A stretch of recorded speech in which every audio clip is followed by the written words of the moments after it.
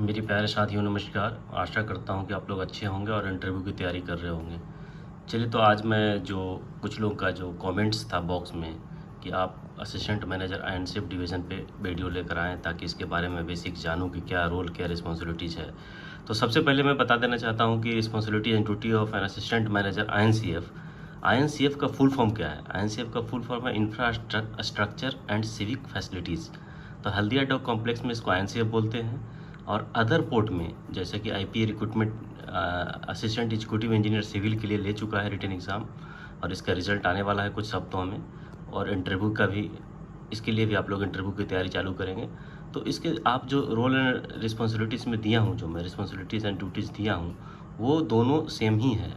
जो है सेम पद जो असिस्टेंट मैनेजर यहाँ आईएनसीएफ के रूप में जाना जाता है, बाकी सभी बंदरगाहों में वो असिस्टेंट एग्जीक्यूटिव इंजीनियर सिविल के नाम से जाना जाता है। ठीक है, तो ये बात आप लोगों को क्लियर हो चुका है। तो चलिए अभी चलते हैं, आपको आगे चलते हैं। कोर रिस्पॉन्सिबिलिटीज इनका क्या है, ठीक है। तो कोर रिस्पॉन्सिबिलिटी में जहाँ देख रहे हैं मेंटेनेंस सबसे पहले है, मेंटेनेंस एंड अपकीप। तो overseeing all maintenance activities for infrastructure and civic facilities, ठीक है।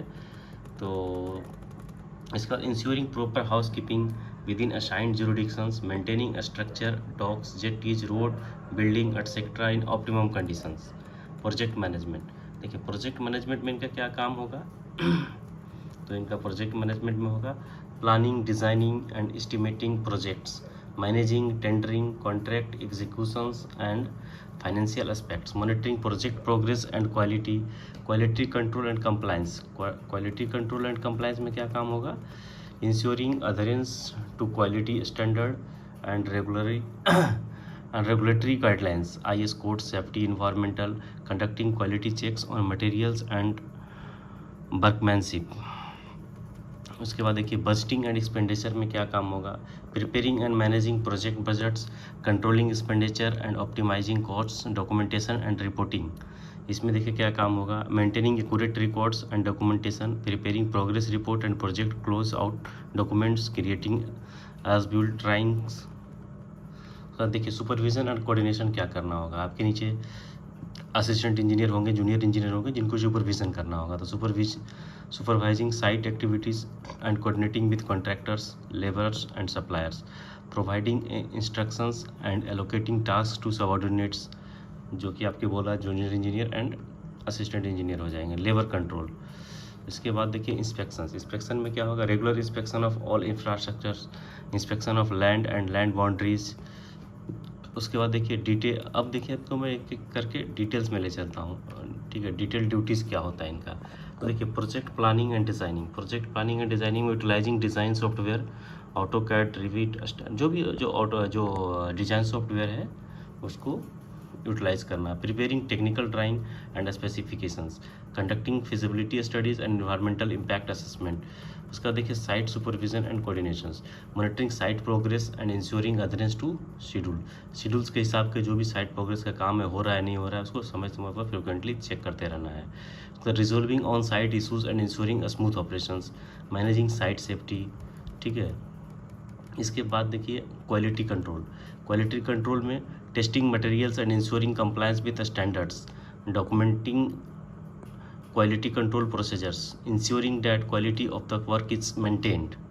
इसके बाद देखिए डॉक्यूमेंटेशन एंड रिपोर्टिंग, इसमें preparing daily weekly and monthly progress reports, maintaining records of materials labour and expenses, maintaining records of permits inspections and certifications,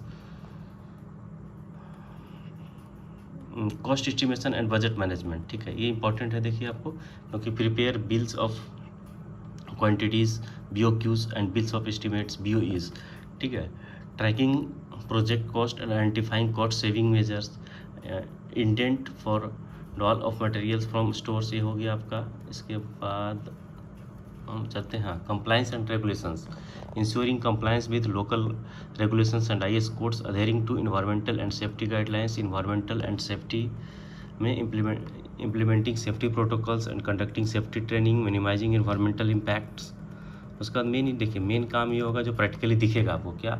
water supply, land management and inspections, managing water supply system, जहाँ हो चाहे dock area में हो या residential area में, township में हो, सभी जगह जो फ्रेश वाटर सप्लाई है वो उसको मॉनिटर करना है। चाहे वेसल को भी जो फ्रेश वाटर सप्लाई देना होता है तो वो भी आपको मॉनिटर करना है। प्लस इमरजेंसी जो फायर सप्लाई के लिए वाटर पाइपलाइंस है इनके देखरेख और मेंटेन करना भी है। मतलब वाटर सप्लाई में बहुत कुछ आता है, जैसे मैंने डिटेल्स बता दिया। मतलब ड्रिंकिंग वाटर भी आता है, फ्रेश वाटर जो हो गया आपका घर में यूज़ करने के लिए क्वार्टर्स में टाउनशिप में सप्लाई किया जाएगा, ऑफिस में सप्लाई किया जाएगा। इसके अलावा वेसल को भी फ्रेश वाटर सप्लाई किया जाता है। तो ये सारी चीज़ है। Land management and inspections, preventing land encroachments, inspection of various structures. उसके बाद देखिए इसमें जनरली एग्जीक्यूशंस ऑफ वर्क्स, एक ठीक है, accurate setting out of works, planning works and organising labours, recording alterations to building, coordination and training. इसका क्या है, cooperation with other department, training, उसका स्टाफ लोग को ट्रेनिंग देना है।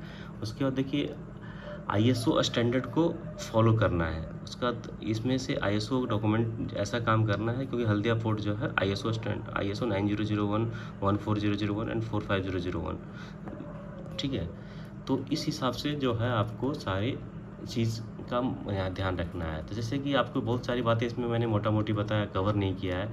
जैसे आपको एक संक्षेप में बता देना चाहता हूँ कि डॉक के अंदर जो भी डेवलपमेंट कार्य होगा, रोड का हो, चाहे वो ड्रेनेज सिस्टम हो, पानी निकालने का, चाहे वो पंप डिप्लॉयमेंट करके पानी निकालने का हो, सब आजकल सब कॉन्ट्रैक्ट के थ्रू काम होता है। और ये जो काम कॉन्ट्रैक्ट को मॉनिटरिंग करना होता है ताकि समय पर वर्क को एग्जीक्यूट करवाया जा सके। उसके बाद जितने भी डेवलपमेंट का काम होगा, सिविक एंड इंफ्रास्ट्रक्चर का सब काम जो है एनसीएफ डिवीज़न ही करेगी।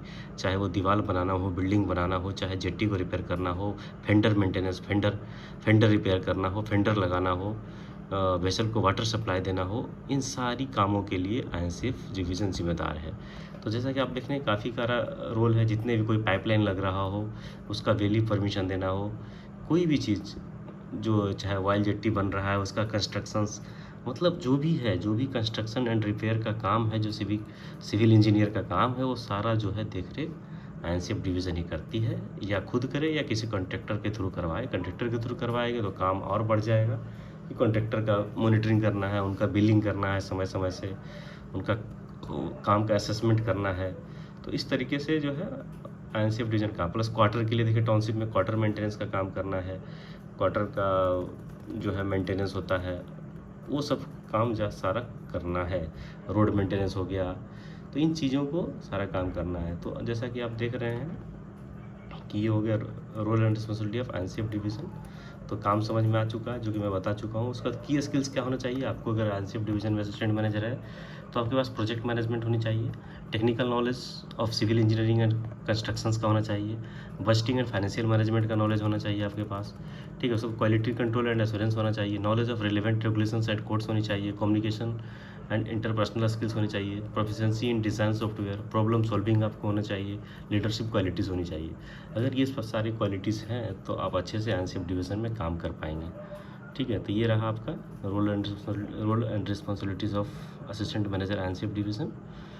तो आगे जो वीडियो लाऊंगा मैं फाइनल क्वेश्चन एंड आंसर्स, किस तरह के प्रश्न इंटरव्यू में जो प्रश्न किए जाएंगे उनका आपको उत्तर किस तरीके से देना है। चलिए, वीडियो देखने के लिए बहुत बहुत धन्यवाद। चैनल से जुड़े रहिए।